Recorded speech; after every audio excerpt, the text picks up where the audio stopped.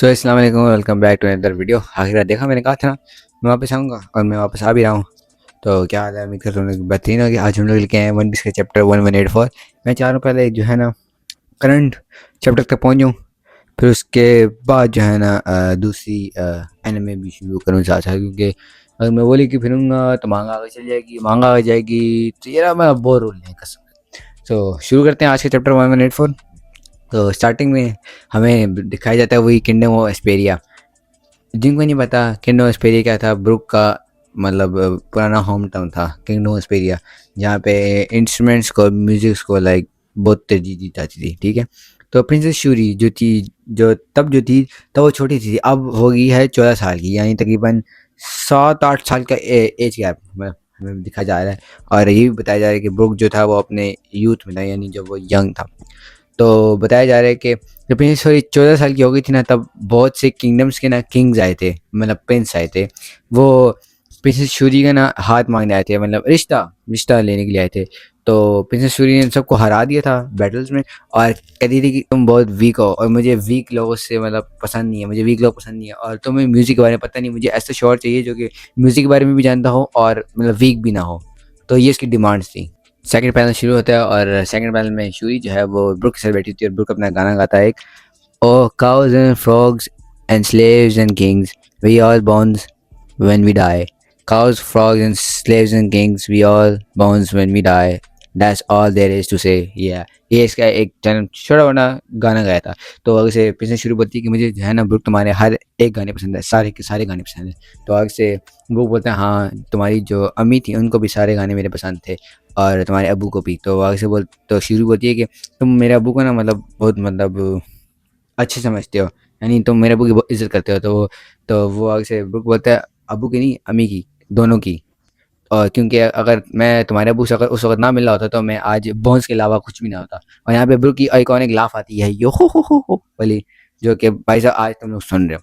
तो next channel में हमें दिखाया जाता है शूरी जो है वो ब्रुक को बोलती है कि ब्रुक तुम्हें वैसे भी स्ट्रॉन्ग वुमन पसंद है ना, मैं अब स्ट्रॉन्ग हो गई हूँ। यानी समझ आ रही है क्या पॉइंट जा रहा है, मतलब वो ब्रुक को पसंद करती है लेकिन ब्रुक जो था वो इंटरेस्टेड नहीं था। तो वो कहती है कि मैं भी स्ट्रॉन्गर होती जा रही हूँ, तो मैं स्ट्रॉन्गर वुमन पसंद जो है इसलिए।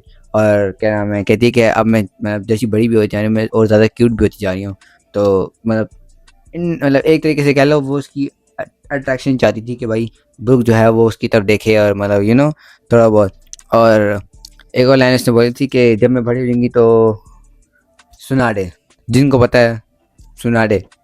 तो ब्रुक बोलता है ऐसी बातें ना करो, ये मतलब तहज़ीब मतलब अच्छी बातें नहीं होती। तो आगे से क्या नाम है, शूरी बोलती है कि तुम मेरे पापा वाली क्यों हरकतें कर रहे हो, यानी मेरे पापा भी ये बोलते हैं, तुम आगे से पापा वाली हरकतें क्यों कर रहे हो। तो उसके बाद जैसे ही ब्रुक उधर देखता है, ब्रुक को ना थोड़ी सी मतलब यंग लेडीज नजर आती है, ब्रुक उनके पास जाता है और ब्रुक का वही famous dialogue, can I see your panties straight off the back. और वहीं पे ही चप्पल उठा के शीरू में जो प्रिंसेस थी वो मारती है कि अब ये नहीं, ये गंदी बातें नहीं है जो तुम कर रहे हो, अपनी बारी मतलब अपनी बारी भूल जाता है इंसान, एक तरीके से ये कहना चाह रही थी इसको। मैं दिखाई देता है ब्रुक एक दिन अपने मज़े में गाना गा रहा होता है, और जो किंग है अभी का, तो वो अपने यूथ में हमें फ्लैशबैक के बाद दिखाई जाता है। जो ब्रुक है वो अपने मज़े में गाना गा रहा होता है और जो किंग है वो अपनी प्रिंस बोलूँगा मैं उसको अब, क्योंकि वो अपने यूथ एज में होता है। और वो आगे ब्रुक को बोलता है कि तुम मतलब क्या गा रहे हो और तुम्हारे हाथ में क्या है। तो आगे से ब्रुक बोलते हैं वो वायलिन है।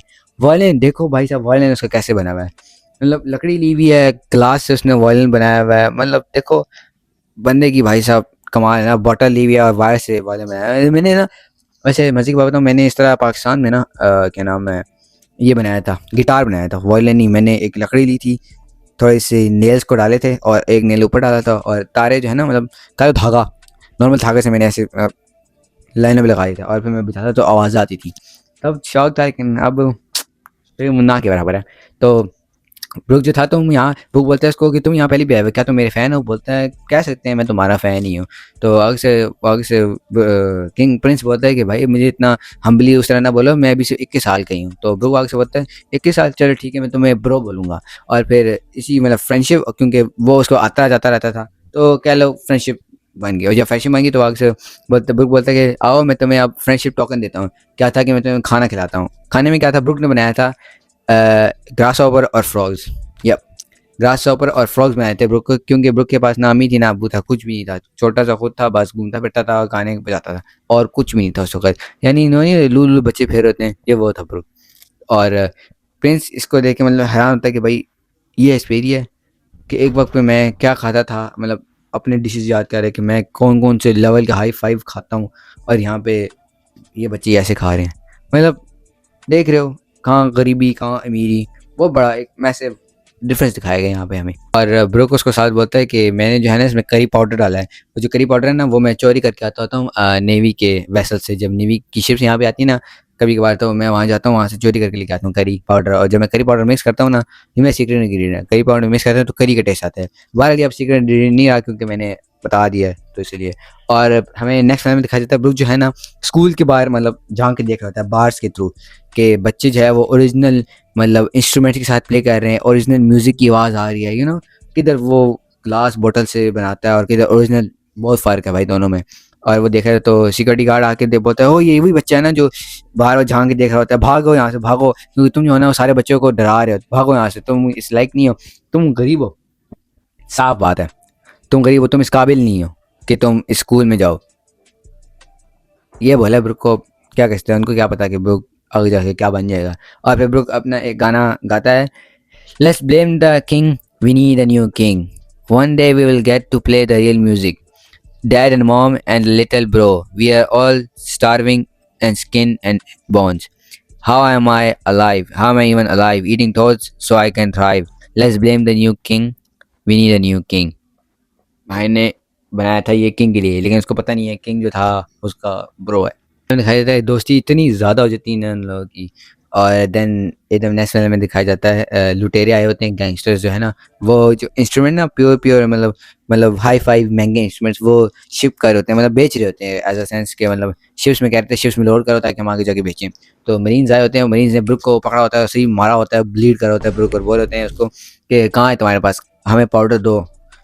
कौन सा पाउडर, मतलब ड्रग्स का कोई पाउडर। तो वो बोलते हैं हमें गैंगस्टर ने बताया था कि तुम्हारे पास होते हैं वो पाउडर, तुम छोटे कुत्ते, तुम्हारे पास होते हैं ये पाउडर।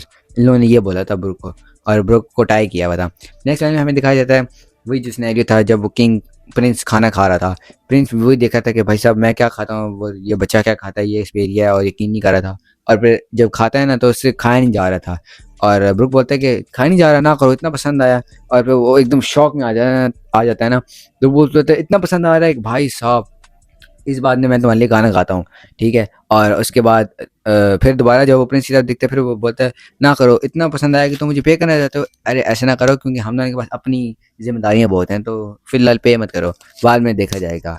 और करंट सिनेरियो में हम आ जाते हैं जब ब्रुक को नेवी ने पकड़ा हुआ था, जब मतलब बांधा हुआ था और मतलब वो पाउडर मांग रहे थे गैंगस्टर वाला, जो क्या नाम है ड्रग्स वाला पाउडर था। ओके सिनेरियो शुरू होता है। प्रिंस जो है उसने उन लोगों को पकड़ लिया जो असल में मतलब इंस्ट्रूमेंट्स को ना मतलब शिप करते बेचने के लिए।